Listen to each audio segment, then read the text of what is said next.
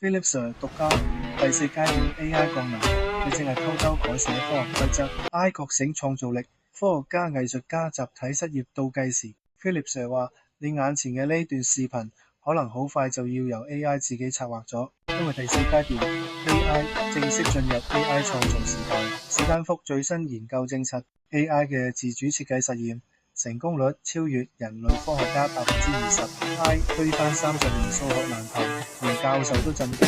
AI 嘅畫作拍賣280萬美金，比畢加索仲貴。